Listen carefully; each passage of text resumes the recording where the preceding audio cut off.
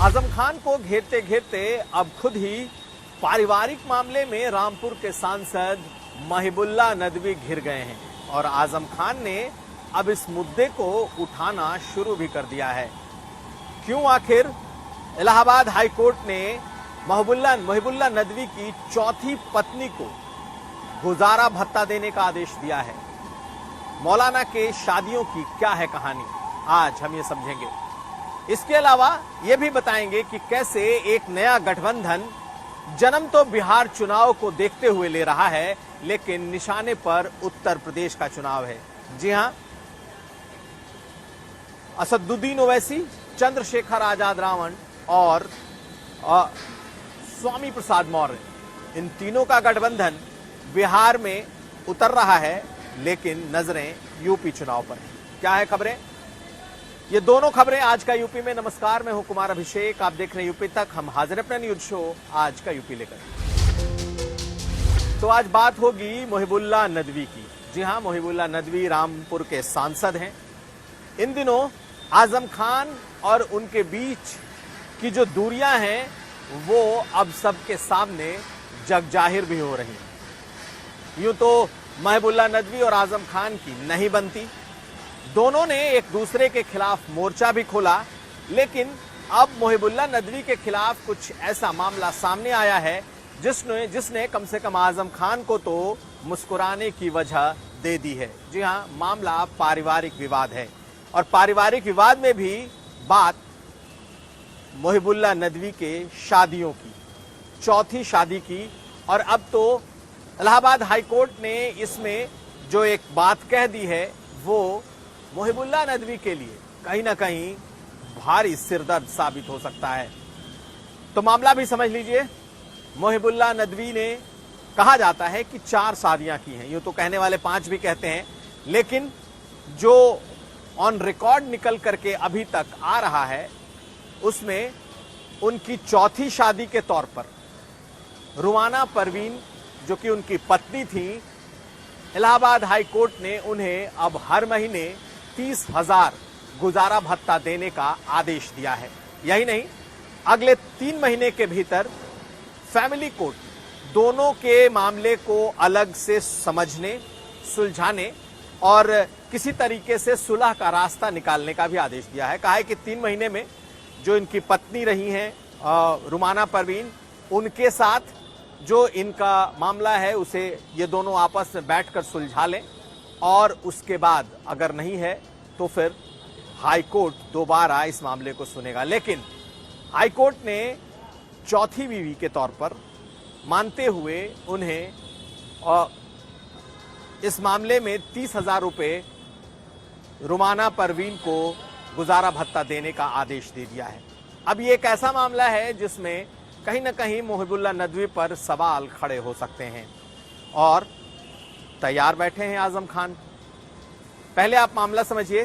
कहा जाता है कि इनकी पहली शादी संभल में हुई थी और इनकी पहली पत्नी का देहांत हो गया, जिससे 2 बच्चे थे। कहा जाता है कि दूसरी भी शादी हुई थी रायबरेली में, लेकिन इसके बारे में लोगों को जानकारी कम है। तीसरी शादी हुई इनकी और कहा जाता है कि चौथी शादी इनकी आगरा में हुई और आगरा में जो इनकी पत्नी बनी वो रुमाना परवीन है। उनसे बच्चे भी हैं, लेकिन उनसे नहीं बनी और कहीं ना कहीं ये मामला पहले आपसी तलाक में और उसके बाद अदालत में पहुंच गया।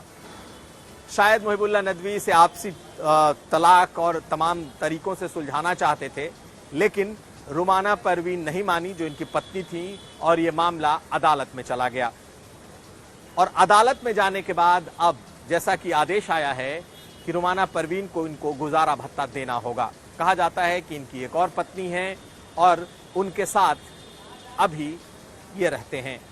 लेकिन इतनी शादियों के बीच अब जब सवाल उठने लगे हैं महिबुल्लाह नदवी पर, तो आगे सियासी तौर पर क्या होगा? पहले आप अभी हाल के दिनों में आजम खान और इनके बीच एक तरीके से वाकयुद्ध छिड़ा हुआ है। पहले आजम खान ने इनसे मिलने से मना कर दिया, अखिलेश यादव इन्हें लेकर रामपुर को चले थे, लेकिन इन्हें बीच में बरेली में ही उतारना पड़ा। अखिलेश यादव अकेले रामपुर पहुंचे मिलने, वापस आए, इनको लेकर वापस लखनऊ, और उसके बाद से मौलाना भड़के हुए हैं। और भड़के इस कदर कि उन्होंने भी आजम खान के खिलाफ मोर्चा खोल दिया। लेकिन ये तो आपसी सियासत की बात हो गई, क्योंकि रामपुर से वो सांसद हैं और रामपुर आजम खान का गढ़, किला, घर, आप जो कह लें वही है। अब सवाल ये उठता है कि आखिर इस एक अदालती आदेश से कितना नुकसान हो सकता है। तो सबसे पहले ये समझ लीजिए कि क्या मोहिबुल्लाह नदवी ने इस शादी का जिक्र अपने हलफनामे में किया है? अगर किया है तब तो कुछ चीजें ठीक हैं, लेकिन जैसा लोगों का मानना है कि इन्होंने बहुत कुछ हलफनामे में नहीं बताया है। और अगर जिस शादी का जिक्र हो रहा है, क्योंकि ये शादी खत्म नहीं हुई थी, अभी भी इसे सुलझाने की बात अदालत ने कही है, और अगर इन्होंने इस शादी के रहते दूसरी शादियां की हैं या दूसरी इसके बाद भी शादी की है, तो फिर इनके खिलाफ मामला और आगे तक जा सकता है, ऐसा माना जा रहा है। चूंकि मामला सियासी है और आजम खान को भी इनके शादियों की जो तमाम कहानियां या बातें हैं, उन तक वो बातें पहुंच रही हैं। तो बहुत आसान नहीं है मोहिबुल्लाह नदवी के लिए कम से कम अपनी इन शादियों को छुपाना या इससे छुटकारा पाना। एक बात तो साफ हो गया कि रुमाना परवीन को लेकर अब बात बिल्कुल स्पष्ट है कि वो उनकी पत्नी हैं, और अब इनके साथ इनकी दूसरी पत्नी भी हैं। तो क्या चुनावी हलफनामे में इन सबों का जिक्र है? क्या आजम खान इस मुद्दे को आने वाले वक्त में उठाएंगे? तो एक बात समझ लें कि अब इन मामलों में, खास करके जो ये पारिवारिक मामला नया निकल कर सामने आया, हालांकि जानने वाले इन्हें नजदीक से जानने वाले जानते हैं, लेकिन इन शादियों से इनके सियासत पर बड़ा असर पड़ सकता है। और आजम खान के लिए तो ये बैठे बिठाए एक ऐसा मुद्दा है जो उन्हें और धार देगा मौलाना के खिलाफ। खैर, आगे भी हम आपको इसके बारे में बताते रहेंगे। बढ़ते हैं अगली खबर की तरफ। तो बिहार चुनाव के एन पहले बिहार में एक नया गठबंधन जन्म ले रहा है। हालांकि ये गठबंधन बिहार चुनाव में उतरने वाला है, लेकिन इस गठबंधन की असली परीक्षा, या यूं कहें इस गठबंधन की असली तैयारी तो 2027 का उत्तर प्रदेश चुनाव होने वाला है। तो ये गठबंधन कौन है? ये गठबंधन है असदुद्दीन ओवैसी की ऑल इंडिया MIM, इसके अलावा चंद्रशेखर आजाद रावण की आजाद समाज पार्टी, और साथ साथ स्वामी प्रसाद मौर्य की नई नवेली पार्टी। इन तीन पार्टियों ने बिहार चुनाव के पहले अपना एक गठबंधन बनाया है जो 64 सीटों पर चुनाव लड़ेगी। यहां पर लीड लेने की भूमिका MIM की है, यानी कि असदुद्दीन ओवैसी की पार्टी की है।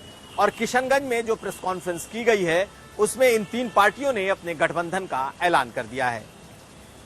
64 सीटों में 35 सीटें असदुद्दीन ओवैसी की पार्टी लड़ने वाली है, जो जल्द ही अपने प्रत्याशियों का ऐलान करने वाली है। 25 सीटें चंद्रशेखर आजाद रावण की आजाद समाज पार्टी लड़ रही है, और स्वामी प्रसाद मौर्य 4 सीटों पर चुनाव लड़ेंगे।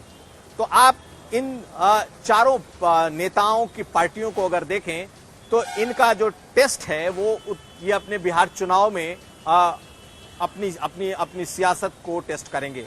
लेकिन असल लड़ाई बिहार नहीं होगी, असल लड़ाई उत्तर प्रदेश है। और बिहार में इस चुनाव के बाद ये गठबंधन उत्तर प्रदेश की तरफ बढ़ेगा। कहा जा रहा है कि अगर ये गठबंधन बिहार में थोड़ा भी सफल हुआ वोट शेयर के लिहाज से, क्योंकि चंद्रशेखर आजाद रावण की एक अपनी अपील है, असदुद्दीन ओवैसी की अपनी अपील है, इसके अलावा OBC और खास करके जो नियो बुद्धिस्ट जिसे हम कहते हैं, कुशवाहा, कोयरी, इन बिरादरियों में स्वामी प्रसाद मौर्य की अपील है। उत्तर प्रदेश में है, लेकिन बिहार में इस बार इसका भी टेस्ट होने वाला है। तो इस 64 सीटों पर ये तीनों पार्टियां बिहार में अपने कैंडिडेट उतार रही हैं। ये नापेंगी कि वो कितने पानी में है या फिर उनको कितना फायदा होगा।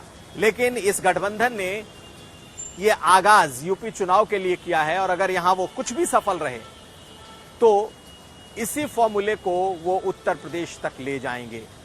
अब आप देखें कि ओम प्रकाश राजभर भी हालांकि एनडीए में आना चाहते थे, लेकिन उन्हें सीट नहीं मिली। अब वो अकेले लड़ने की बात कर रहे हैं। लेकिन बिहार में उत्तर प्रदेश, और या यूं कहें कि उत्तर प्रदेश से जुड़े ये जो तमाम बड़े नेता हैं, इन्होंने बिहार को एक टेस्ट केस के तौर पर कम से कम गठबंधन के लिहाज से सामने रख दिया है। अब देखना है कि MIM, चंद्रशेखर आजाद की आजाद समाज पार्टी और स्वामी प्रसाद मौर्य की पार्टी क्या बिहार में गुल खिलाती है, लेकिन ये सिर्फ बिहार की तैयारी है, लड़ाई यूपी की है।